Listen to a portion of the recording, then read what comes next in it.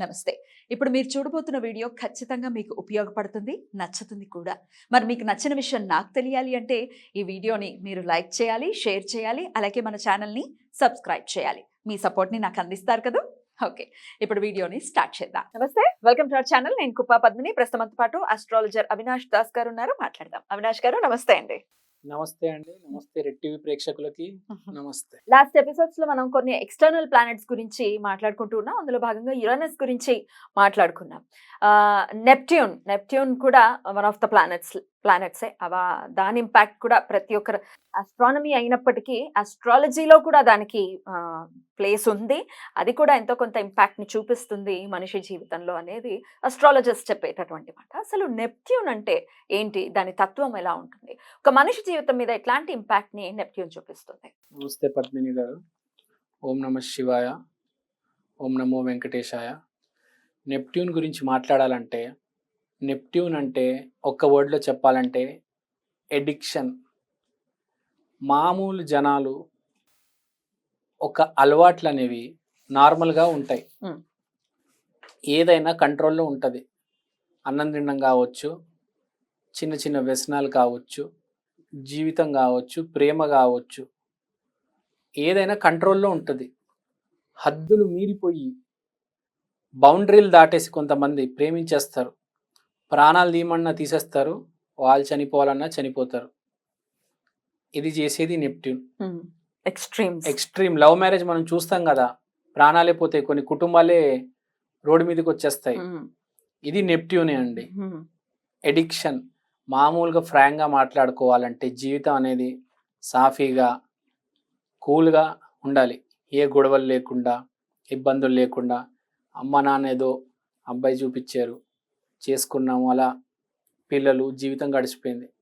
పోనీ ప్రేమించామా, కుదిరితే పెళ్లి చేసుకుందాం, లేదంటే ఎవరిదారి వాళ్ళు వెళ్తారు.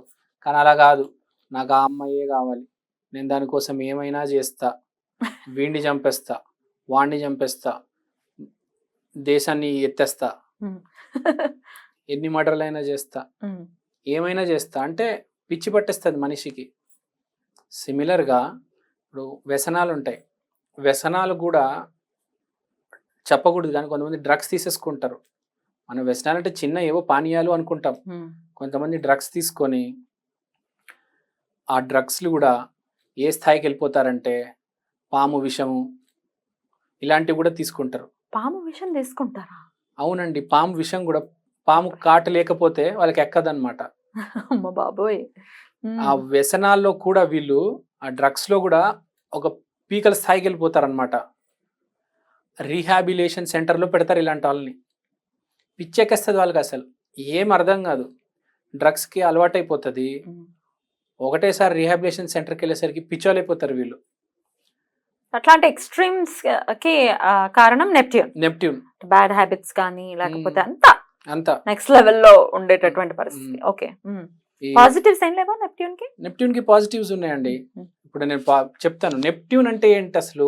ప్రేమ ఎక్కువైపోయింది ఒక మనిషి మీద, ఒక వ్యసనం మీద. అదే ప్రేమ తగ్గిపోతే ఏమవుతుంది అంటే బేసిక్గా ఇది నెగిటివ్ సైడ్. పాజిటివ్ సైడ్ ప్రేమ, వాడు చాలా ఇమోషనల్ అయిపోతాడు. ఇప్పుడు వాడిని ఎవరిని కొట్టినా క్షమించేస్తాడు.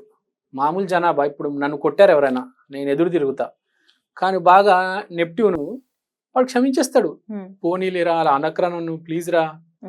మనం కొంతమంది చూస్తూ ఉంటాం, వాళ్ళు మీరు తిట్టినా కొట్టినా కూడా ఎదురు తిరిగారు. కొంతమంది ఉంటారు, ఎందుకు కొడుతున్నావురా నన్ను అని, వాడే ఏడుస్తాడు. ఫర్గివ్నెస్, కంపాషనేట్ అంటే చాలా ప్రేమ ఉంటుంది వాడికి, అధిక ప్రేమలోకి వెళ్ళిపోతాడు వాడు. అలాంటి జనాలు కొంతమంది మనం చూస్తూ ఉంటాము. సర్లేరా, నా 1,00,000 రూపాయలు తీసుకున్నావు కదా, నీకు ఏదో అవసరం వచ్చింది, తీసుకున్నావులే, తిరిగి ఇవ్వలేకపోతున్నావు, సర్లే నేను అర్థం చేసుకుంటానులే, పెట్టుకో. మామూలుగా అసలు ఇలా ఎవరు ఉండరు. కానీ నెప్ట్యూన్ వాళ్ళు ఉంటారు. మనం గమనిస్తూ ఉంటే మన చుట్టుపక్కల ఉంటారు జనాలు అలాంటి వాళ్ళు. సో ఈ నెప్ట్యూను ఇక్కడ వరకు తీసుకెళ్ళి ఇంకా నెక్స్ట్ స్టేజ్ అంటే మనిషి ఇక్కడి నుంచి ఇంకా మొత్తం అన్ని వదిలేసుకుంటాడు. వాడు ఇల్లు వదిలేసుకుంటాడు, వాడు కారు వదిలేసుకుంటాడు, చివరికి వాడు బట్టలు కూడా వదిలేసుకుని రమణ మహర్షిలాగా తయారవుతాడు. రమణ మహర్షికి బాగా మంచి ప్లానెట్ ఏదైనా అతని జాతకంలో ఉందంటే నెప్ట్యూన్. శుక్ర పై స్థాయి గ్రహం. అతను చూడండి అరుణాచలం దగ్గర ఓ ప్లేస్ చూసుకున్నాడు, అంతే అక్కడే ఉండిపోయారు. రమణ మహర్షికి ఎవరో ప్లేట్లో డబ్బులు పెట్టిస్తే ఆ డబ్బులు నేను ఏం చేసుకుంటానయ్యా, అదేమో తింటాను నేను, 2 అట్పండ్లు ఉంటాయి ఇవ్వు అంటాడు. ఒక అతను రమణ మహర్షికి బంగారు పెన్ను తీసుకొస్తే, నాకెందుకయ్యా బంగారు పెన్ను, రాసిన తర్వాత నేను దాన్ని జాగ్రత్తగా పెట్టుకోవాలి, భద్రపరచుకోవాలి, నాకు ఎందుకు అవసరం లేదు, ఆ డబ్బులు తీసుకెళ్ళిపో, ఆ పెన్ను తీసుకెళ్ళిపో, నాకు 2 అట్పండ్లు చాలయ్యా. అతనికి ఏ రోజు ఏమీ అవసరం లేదు, దేని మీద ఆశ లేదు.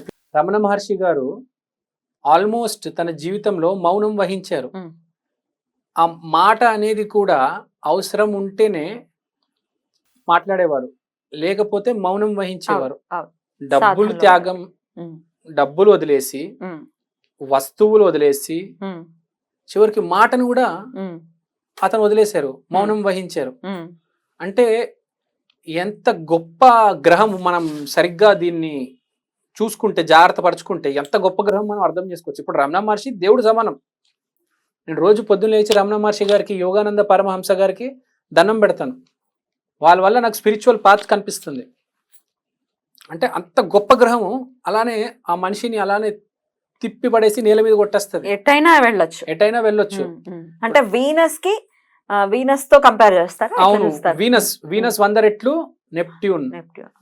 దీంతో గుర్తుకొచ్చింది నాకు, డీజే టిల్లు సినిమా చూస్తే రాధికా ఆప్టే చెప్పనక్కర్లే, ఆమె ఏం చేసేది, నెప్ట్యూన్ ప్రభావం, వీనస్ 100 రెట్లు పాడిపోయింది. ఇంకా ఏమి పట్టించుకోదు, నేను చేసిందే కరెక్ట్, నేనే కరెక్ట్ చేస్తున్నా, నా జీవితం నేను ఇట్లానే బతకాలి, ఇలా బతుకుతేనే నాకు కిక్కు, ఇదే చేస్తాను, చేస్తూ ఉంటాను. ఎంతమందినైనా మోసం చేసేస్తుంది, అసలు పట్టించుకోదు, ఆమెకి ఇష్టం వచ్చినట్టు ఆమె చేసుకుంటూ వెళ్ళిపోతుంది. అవును. సో మీరు చూసారు, ఒకవైపు రమణ మహర్షి, ఒకవైపు రాధికా ఆప్టే. ఎలా ఉంది అసలు, అన్ఇమాజినబుల్. చూసారు కదండి. నెప్ట్యూన్ కూడా అలాగా. అదే నెప్ట్యూన్ ఇంత తీవ్ర గతిస్తుంది మనిషికి. ఇప్పుడు ఈ రమణ మహర్షి అనేది లేడీస్ లో వచ్చేస్తే సిస్టర్ శివాని, అదే రాధికా ఆప్టే మేల్ లో వచ్చేస్తే ఒక క్యాసనోవా ప్లే బాయ్. ఈ నెప్ట్యూన్ గ్రహం వల్లనే ఇదంతా ఎక్స్ట్రీమ్ జరుగుతూ ఉంటది. మళ్ళీ వాళ్ళు ఎంత గొప్ప అంటే దాన్ని గ్లోరిఫై చేస్తారు, నేను చాలా గొప్పవాడినని, నాకు ఇన్ని కథలు ఉన్నాయని చాలా గొప్పగా చెప్పుకుంటారు. చాలా గొప్పగా రిగ్రెట్ అనేది లేకుండా నంబర్లు చెప్తారు, 300, 1500 ఏదేదో చెప్పేస్తూ ఉంటారు. అసలు ఆ నెప్ట్యూన్ గ్రహ ప్రభావం అది. ఓకే, అయితే దీనికి కూడా రెమెడీస్ ఉంటాయా? నెప్ట్యూన్ గ్రహకి సింపుల్ వీనస్ రెమెడీసే చేయాలి, బాగా చేయాలి. ఎందుకంటే బాగా తీవ్ర స్థాయిలో పాడైపోయింది కాబట్టి వీనస్ రెమెడీసే చేయాలి దీనికి. అలాంటి వాళ్ళని చాలా జాగ్రత్తగా చూసుకోవాలి, వాళ్ళ ఇంట్లో వాళ్ళు ఎలా పడితే అలా వదిలేకూడదు. ఇలాంటి వాళ్ళని కంట్రోల్ చేయడం కూడా చాలా కష్టం. యాక్చువల్ గా రెమెడీస్ తో నెప్ట్యూన్ కంట్రోల్ అవుతుందా? రెమెడీస్ తో నెప్ట్యూన్ కంట్రోల్ అవుతుంది. లేదంటే మనకు కామాఖ్య గుడి దూరంలో 2 గంటల తర్వాత మయోంగ్ అనే ఒక ఊరుంది.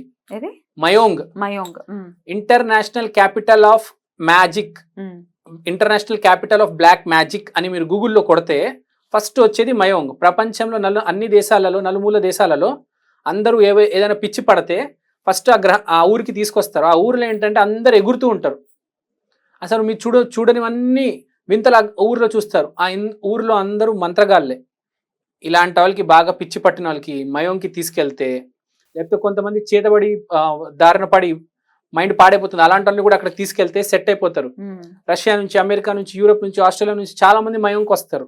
కామాఖ్య నుంచి 2 hours చాలా ఫేమస్. మీరు గూగుల్ కూడా చేసుకోవచ్చు.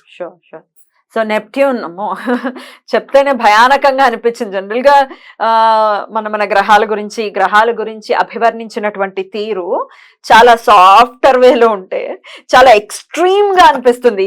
యురానస్ కూడా అలానే అనిపించింది, నెప్ట్యూన్ దానికంటే నెక్స్ట్ లెవెల్. అమ్మ బాబాయ్, కొత్త విషయం చెప్పారు అవినాష్ గారు.